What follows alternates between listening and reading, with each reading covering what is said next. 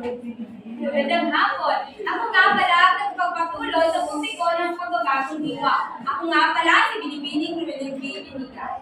At ngayon ay ating tatalakayin muna kung sino si Graciano Lopez Haina. Si Graciano Lopez Haina ay pinanganak noong Disyembre 18, taong 1860. Itinuring siya na isa sa pinakadakilang ninyo ng Pilipinas. Alam niyo ba kung bakit itinuring siyang pinakadakilang ninyo ng Pilipinas? Hindi! Itinuring siyang pinakadakilang ninyo ng Pilipinas dahil sa kanyang katalinuhang kakayahan o sa kanyang kakayahan sa pagsulat at pagtula na nakakapagbibigay sa mga Pilipino, kapwa natin Pilipino noon, na mamulat o magbigay ng inspirasyon sa laban sa mga nakikipaglaban laban sa mga kolonyalismong Espanyol.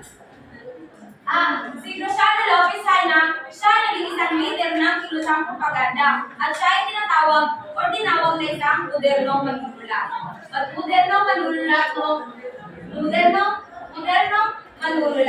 At isa sa mga kanyang mga akda ay ang La Solidaridad at ang Pray Butot na naglalaman ng mga obserbasyon na nakatutulong sa ating mga kapwa Pilipino noon na mamulat sa katotohanan tungkol sa mga pang-aapi, pananamantala ng mga Espanyol sa noong kapanahunan iyon. Isa siyang kritiko ng payagang Kastila, Los Dos Mundos. Ano nga ba ang Los Dos Mundos? Alam niyo ba iyon? Hindi! Ang Los Dos Mundos ay isang pahayagan na tinatawag nila ni Marcelo del Pilar at Antonio Luna. Ang Los Dos Mundos ay isang instrumento na ginamit ng mga tao sa kilusang propaganda laban sa mga Espanyol noong panahong iyon. At sa kanya mga sinulat ay gumamit siya ng mga pananalitang nakakahikayat, maaapoy, walang takot, dakilat at makapangyarihan. At si Graciano Lopez Haina ay nakasulat siya ng may mga 100 talumpati, itinatag at pinamatungutan ng pahayagang tagapagmansag ng kilusang propaganda ang La Solidaridad noong taong 1889 kabilang sa Asosyasyon Hispano-Pilipino, kapisanan ng mga Kastila at Pilipino na tumutulong sa mga pagbabago. Alam niyo ba, si Graciano Lopez Haina ay pumunta sa Manila upang makapag-aral ng medisina sa Universidad ng Santo Tomas sa tulong ng kanyang mga kamag-anak. Sino nga ang tumulong sa kanya? Oo, ngunit sa samaang palad ay hindi siya natanggap. At siya ay namasukan sa Binibining Jol? Yes, sa San Juan de Dios Hospital. Namasukan siya doon at pagkalipas ng 2 taon ay nakuha niya ang kanyang lisensya at diyan ay naging volunteer siya sa panggagamot sa mga liblib na lugar sa mga mahihirap ng libre. At dahil doon, dahil sa kanyang ginawa, ay nasaksihan niya ang mga pang-aapi, pang-aabuso ng mga Espanyol sa ating mga ninuno, ng ating mga noong mga Pilipino. May 7 akda si Graciano Lopez Haina. Ang una ang Labi-Hadid Friday, ang anak ng mga Friday. Maaari niyo bang masakin? Nabilang nag-uuyam sa yabangan at kahalayan ng ginagawa ng Friday. Sinilahan ni Lopez Haina ang pagsusunod sa kalagayan ng Pilipino noong magpapakasal sa isang Kastila. So, nakapaloob dito sa akdang ito ay ang buhay ng mga anak ng Friday Baba. Ang buhay ng mga anak ng Friday, ng mga Friday, ng mga babae. Nakapaloob dito na ang mga batang babae ng mga anak ng mga Friday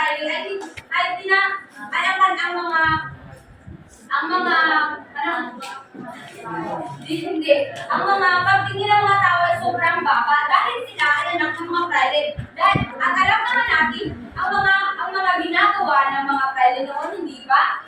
Ngunit ay pinapakita ng mga anak na ito na kaya nilang abutin ang kanilang mga pangarap at kaya nilang umunlad sa sarili nila sa pamamagitan ng paggamit nila ng kanilang kakayahan sa pag-aaral. At ang pangalawa naman ay sa mga Pilipino noong taong 1871. Nais kong sanang tawagin si Binibining Julie upang basahin ang nasa telebisyon.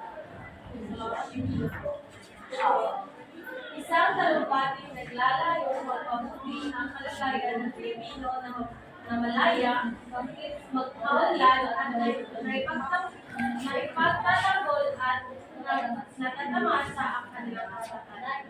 At dito sa akdang ito ay nakapaloob dito ang mga nakapaloob dito at dito ay nakapaloob ang isang masiglang pagtawag sa mga kapwa Pilipino ni Luciano Lopez Highland noong panahon iyon. At dito rin nakapaloob dito rin sinabi ni Luciano Lopez Highland ang kanyang tiwala sa mga kapwa niya Pilipino noon na manalo sa laban upang makamit ang kalayaan, katarungan at kapayapaan na hinahangad ng ating mga kapwa Pilipino. Naintindihan niyo ba? Opo.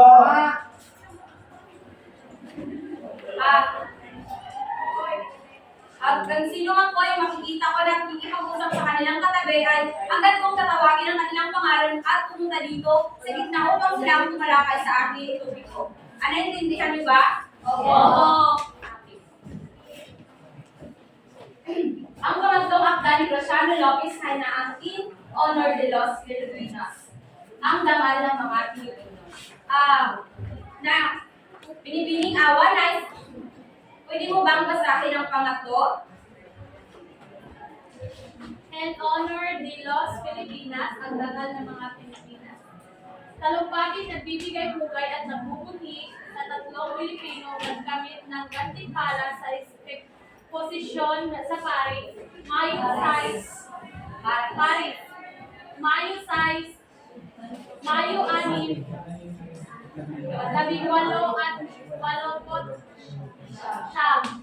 Sina Juan Luna at Felix Resurrection Hidalgo, mga pintor at Joaquin Pardo de Tavera Escultor. So, ano nga ba yung sculptor? Alam niyo ba? Yes. Yes. Ang In Honor de los Filipinas ay isang talumpating nagbibigay ng gayong puri sa mga tatlong tao na nagbagay sa larangan ng sining at eskultura. At hindi lang sa akdang ito ay sinama ni Luciano Lopez Highland ang kanyang pagtitiwala o kanyang tiwala sa mga kapwa niya Pilipino na tungkol sa kanilang mga talento na hindi lamang dito sa Pilipinas kung hindi na rin sa pangdaigdigang entablado. Ang pang-apat ay ang mga kahirapan. Binibining Abigail, pwede mo ba akong basahin na? Pwede mo bang sabihin ang pang-apat? Ang mga kahirapan, ang akda ay tumutuliksa sa may tumamalakad sa pamahalaan sa mga sistema ng edukasyon sa Sa akdang mga kahirapan ay nakapaloob dito ang mga suliraning hamon, mga paghihirap na dinaranas ng ating mga kapwa Pilipino noon dahil sa mga maling pamamalakad ng mga dayuhang Espanyol. At pati na rin dito ang maling sistema ng edukasyon sa Pilipinas. At bakit ba tinatawag na maling sistema ng edukasyon sa Pilipinas? Dahil ang mga kapwa nating Pilipino noon ay hindi pinahintulutan pag-aralan ang kanilang sariling kasaysayan o kultura, kundi ay inuudyok sila na sumunod sa mga patakaran na itinatag ng mga Espanyol. Naintindihan niyo ba? Opo. Panglima, Ginoong Ryan, pwede mo bang basahin? Panglima, in honor del Presidente de la Asociación Hispano-Filipina. Binigyan papuri ni Lopez Highland si General Moraita sa pantay-pantay na pamamalakad sa mga kanilang. At dito sa akdang ito ay nakapaloob ang papuri ni Lopez Haina sa kang General Murayta dahil sa kanyang pantay-pantay na pamamalakad sa pamahalaan. Dahil sa kanyang pantay-pantay na pamamahala, ay nabigyan ng mga Pilipino ng oportunidad upang umunlad sa kanilang mga pamumuhay o umunlad ang kanilang mga lipunan. At hindi lamang sa pamahalaan, pati na rin sa edukasyon. Ang bawat Pilipino ay nagkaroon ng oportunidad na pumunta sa paaralan upang matuto. Di ba sinabi ko kanina na ang mga Pilipino ay hindi pinahihintulutan na pag-aralan ang kanilang kasaysayan o kultura. Ngunit sa tulong ni General Murayta ay ang mga Pilipino ay nabigyan ng oportunidad upang pag-aralan ang kanilang kasaysayan o kultura. At ang pang-anim, ang lahat ay pandaraya.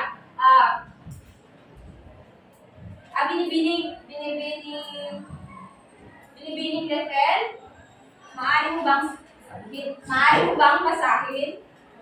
Ang lahat ng pandaraya, isang kalaking dugo sa mayamang Pilipinas na nagmamalapit niya sa mga tao na siya'y magiging kondesa dahil sa isang pagre ang kanyang mapapangasawa at lumasamay isang pamilya at lahing Kastila. Ngunit ang ama pala nito ay isang kapag sapatero at isang abang Lord ng isang distrito ng Madrid. Maraming salamat. Dito sa akdang ito ay isang kwentong mayamang Pilipina na nagmamalaking sinasabi sa mga tao na siya ay magiging kondesa na nagpapakita ng paggamit ng kanyang estado upang mapanatili ang kanyang sosyal na posisyon sa lipunan. At ang pagsabi niya na siya ay may dugong Kastila, ito lamang ay nagpapahiwatig na siya ay nagpapahiwatig lamang na siya ay nagpapanggap lamang at hindi marunong magtangkilik sa kanyang pinanggalingan. O sa tingin niyo ba, ano ang naisipahiwatig sa akdang ito? Ano ba ang naisipahiwatig sa akdang ito?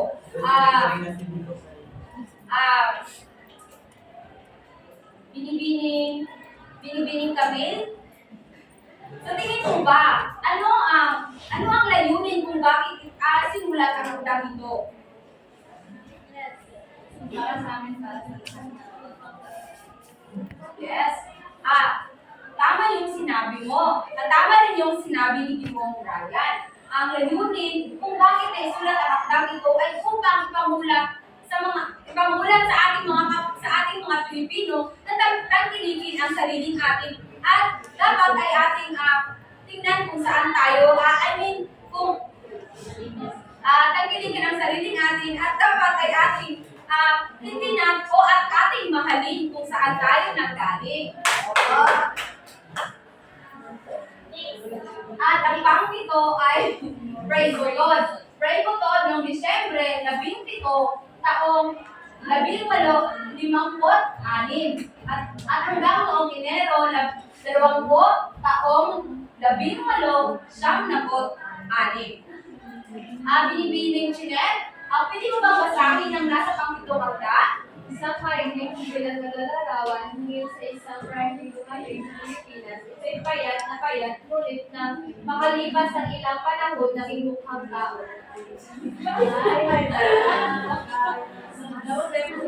Sa akdang Pray Butod ay nakapaloob din dito ang kanilang mga kabaliang nagawa sa pamamahala sa gobyerno. At nandito rin nakapaloob din dito ang kanilang pang-tataksil, pang-aapi, pang-aapi sa ating mga kapwa-Pilipino at hindi lamang pati na rin sa simbahang Katoliko.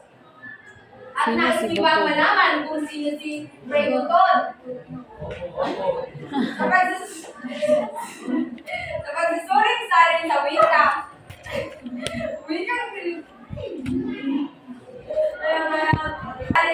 Filipino ng Pray Butod ni Magdalena Pilindico. Sino nga ba si Pray Butod? Sino ang may alam sa inyo kung sino nga ba si Pray Butod? Si Ryan?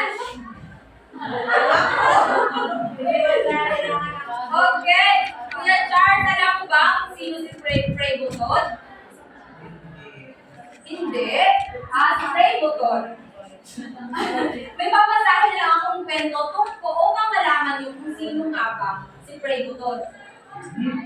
May dalawang tao nag-uusap. Ang kanilang pinag-usapan ay tungkol kay Paring Butod. Nasa plaza sila at nakita nila ito na may kasamang babaeng umiiyak.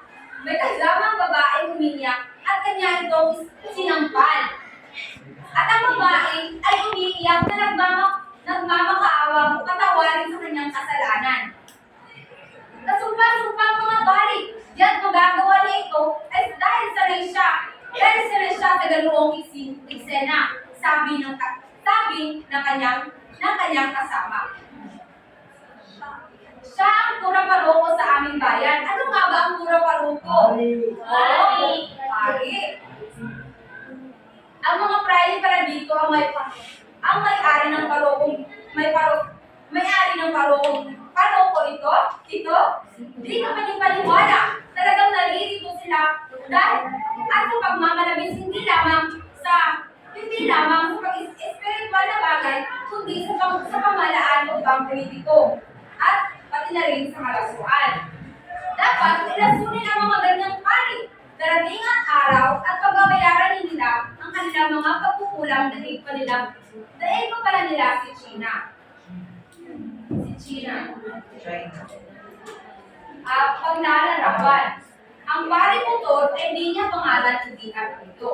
Ang kahulugang Butod ay malaki ang tiyan. Ang pangalan ni Pray Butod ay hindi talaga Pray Butod, kundi ay ang kanyang bininyagang pangalan ay Ana. Dahil ay pinanganak siya sa kapistahan ni Santa Ana. At nais pa niyang tawagin Pray Butod kaysa Pari Ana. Siya ay taga-Aragon at ang mga magulang niya ay di niya kilala. Siya ay natagpuan ng isang mangingisda sa ilog ng Ibro malapit sa simbahan ng Our Lady of Pilar. Nang sumapit sa labing-apat na taon ay tumakas at nagpunta siya sa Valladolid sa kumbento ng mga Agustino. Ang si Pray Butod rin ay isang panda, bilog ang mukha ng parang buwan, bilog ang pisngi, makapal ang labi, at maliliit na mga mata. Mapulang ilong, malaki ang butas, mapulang ilong at may malaking butas na nakadaling makaamoy. Sa madaling salita, gasol. Sabi ni Kuya Charles sa madaling salita, si Pray Butod raw ay gasol. No! Mamula-mula ang buhok, bilugan ang ulo, tulad ng bao ng hiyog. Alam mo ba? Gulot ang noo at matalas tumigil. Napakalaking tiyan, napakalaking tiyan ng Austin, maikli ang liig, si Pedro Padre Butod. Alam mo ba kung ano maikli ang liig? Alam mo ba? Kasi mataba siya. Ang buong natauhan ay kuha kayo, kuheto, at katawa-tawang si Sonson Plaza. Si Pray Butod ay malaki ang tiyan, malaki ang tiyan, walang liig, malaki ang butas ng kanyang yes, malaki ang butas ng kanyang liig. Ano ba? Maliit ang mata. Yes, maliit ang mata. O, malaki yan. X3 ano?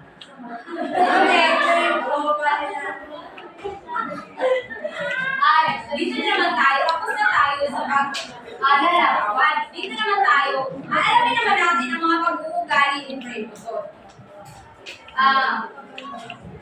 Binibining asang bansa, pag-ibasa. Sa unang pangungusap lang.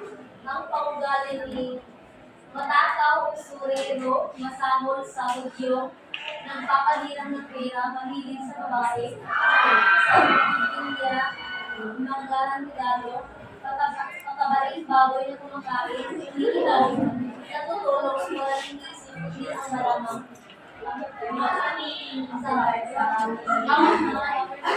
Ang pag-uugali si Pray Butod. Si Pray Butod ay mas gusto niyang tumanggap ng mga magagarang regalo. Hindi siya sumasakit ang kanyang ulo kapag binibigyan siya ng mga barato.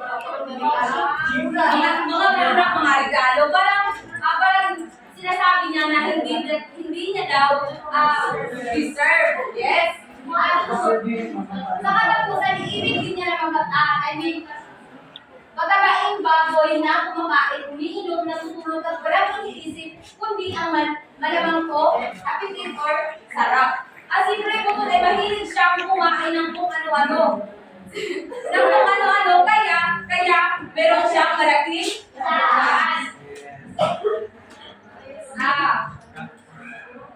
Binibining daray, pwede ko bang basahin ang part? Maaari mo bang basahin? Sila ay tinawag na bataan galing sa mahirap na pamilya at pinakapo ang pagkakalaman, tuturuan ng dokumentang sa lahat ng kanisilan. Halos araw-araw ay nasusugal siya maliban yung araw ng ibo at nagsasabi. Alam niyo ba kung ano ang mga pagsusugal na ginagawa, ang mga sugal na ginagawa ng mga freedom, ng mga Friday Espanyol noon? Sabo. Yes, sabong, baraka. Madjo. Nagsusugal sila, maliban lamang sa araw ng linggo. Maliban lamang sa araw ng linggo. Gawain mga batang babae. Una, hikay. Hikay ay yung mga namamaypay sa Friday. Para hindi upang maiwasan yung Friday ng isang Friday na parang mainitan o magkapawis. Ang pangalawa naman ay nanginginig sa paa na tinatawag na paula. Alam niyo ba yun? Yes. Pangatlo ay naghihilot sa ulo. Yung kumata nito sa isang bayang tawag sa kanya ay lole. Pakaswerte naman yung riding bukod. Ang pag-agat naman ay kitay na nagkakalis ng bukod. Na kung sa atin din ba ay tinatawag natin na bukod. Or pag-inuho, nag-inuho. Ang panglima naman ay naghihirit isang tenga sa tulong ng pakpak ng manok para hilo ng manok yung yes. Ang tawag sa kakalian ay banay. Ha? Nagawa? Ang giliran ng daliri ay ang tawag ay alam. Yung gumagaling doon sa oh yes. Ang pangpito ay nag-aalis ng puting buhok. Ang tawag sa kanya ay ansayo. Ang puting buhok na tinatawag natin sa ating lingwa na buwan. Ang pangkala naman ang pinakamagandang naghihimas ng tiyan. Wow! Ang tawag sa kanya ay biray. Yung gumaganito kang Friday bukod. Ang isang ay bumubulong ng mga istorya sa tenga upang makatulong. Ang tawag sa kanya ay galap. Si Friday bukod wala ay parang bata na pinapatulog. Kano ba sweldo? Ano? Kaya ko bilang isang hikay. At nandito naman tayo kay Antonio Luna. Si Antonio Luna is nilang sa Obispo, Manila noong Oktubre 20 sa taong 1868. Sheila. Nakikinig ko ba kayo? Orbistondo. Oo! Binibining pag-iis na, pwede mo bang basahin ang nasa servisyon?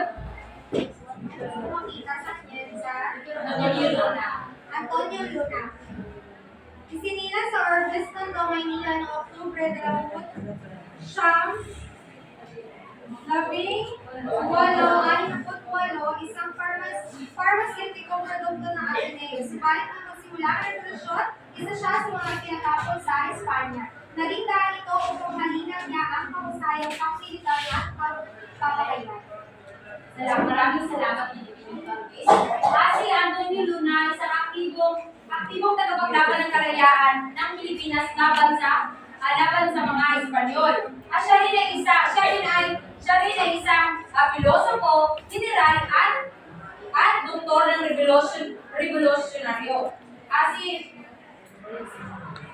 Si Antonio Luna rin ay itinapon sa Espanya. Alam niyo ba kung bakit siya itinapon sa Espanya? Dahil si Antonio Luna ay isang may mga aktibidad laban sa mga Espanyol. Kaya nag-isip-isip ang mga Espanyol na ipatapon siya sa Espanya upang pigilan ang mga layunin ni Antonio Luna, ngunit ay hindi nagtagumpay sila. Dahil may mga leader pa rin na naiiwan. Kagaya na lamang kang Emilio Aguinaldo. May pitong akda si Antonio Luna. Ang una ay Noche Buena. Isang malinaw na paglalarawan ng aktwal na buhay ng mga Pilipino. Familiar ba kayo kung ano ang Noche Buena? Yes. Ano ang Noche Buena? Christmas. Ginoong Ryan, pwede mo bang sabihin kung ano ang ibig sabihin ng Noche Buena? Ang sinasabi ng Noche Buena, ito yung magsasalo sa akin. No, gikan na rin sila bitaw. Tapos, sugat din. Salo sa bukli ng mga ito ay salo-salo na kasama natin yung pamilya natin at somewhat like Yes, okay. Maraming salamat dito, Ross. Sa akdang Noche Buena ay nilalarawan dito ang mga ginagawa ng isang pamilya sa paghahanda ng kapasukan o ang Noche Buena. At dito rin nakapaloob ang kahalagahan ng pagmamahalan pagkakaisa ng isang pamilya sa isang bahay. At yun ang Noche Buena. At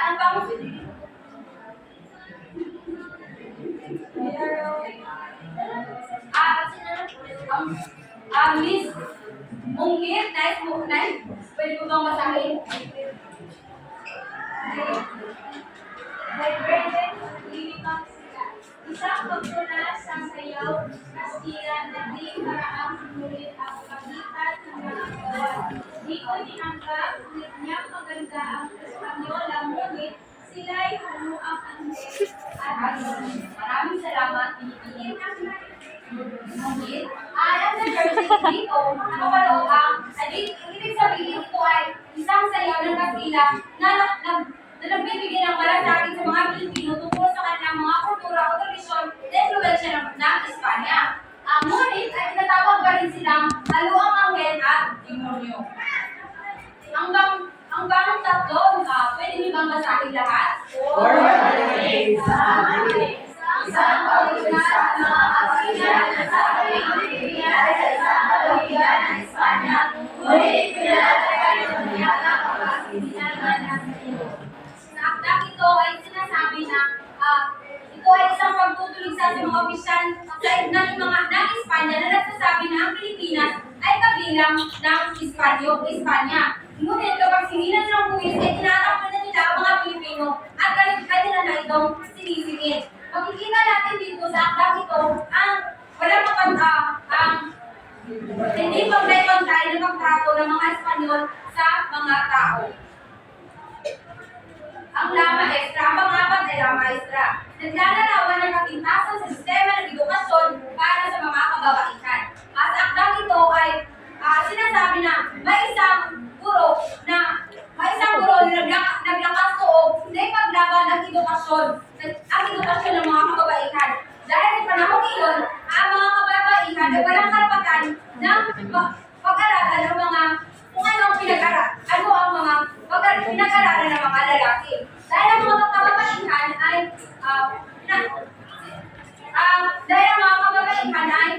tinatalakay lamang sa kanila ang mga domestiko kung paano dalhin ang isang pamamahay o maging isang ina o asawa.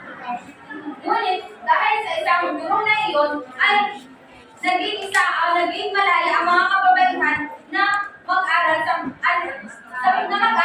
kahit anumang aspeto. Dito rin ay tutupod and esto mago na pwede niyo mabasahin lahat.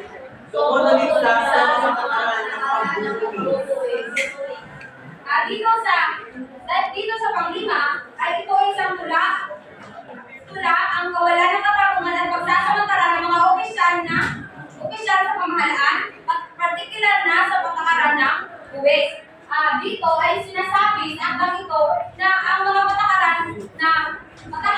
ginawa ng mga Espanyol ay para lamang sa kanilang pansariling interes, hindi dahil sa interes, hindi dahil sa kabutihan para sa lahat. Pang-anim. Pwede niyo bang basahin?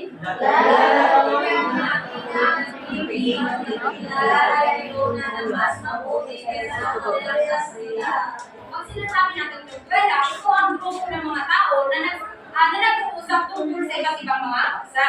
At dito sa akdang ito ay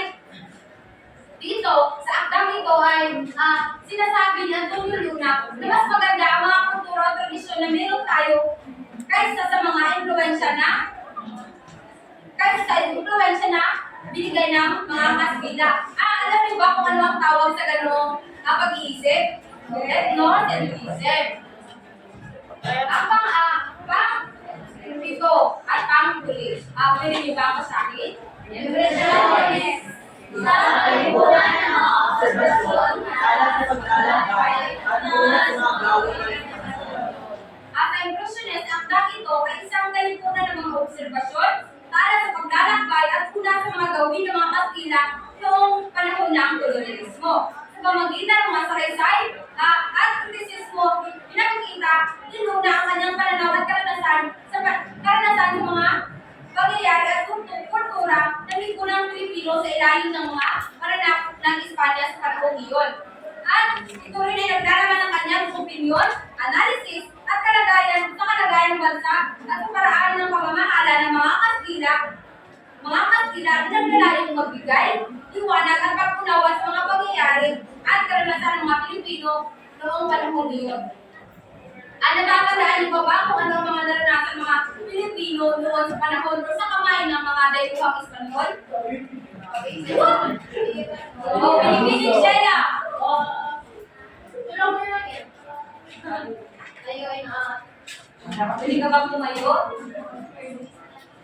So tayo, nung panahon ng Espanyol, ang mga Pilipino ay isang mga Indio or mga tao na sa mababa. Hindi tayo ay nasa mga bababa ng social class, which is tayo ay mga ginagawang easy. Inaabuso. Maraming salamat Pilipinas sa lisip. Oo nga, nung panahon ng kolonyalismo Espanyol, ay ang mga Pilipino ay ginagawa lamang alipin. Ginagawa lamang mga alipin ng mga Espanyol o tinatawag na mga Indio. Wala silang maraming oportunidad kagaya na lang.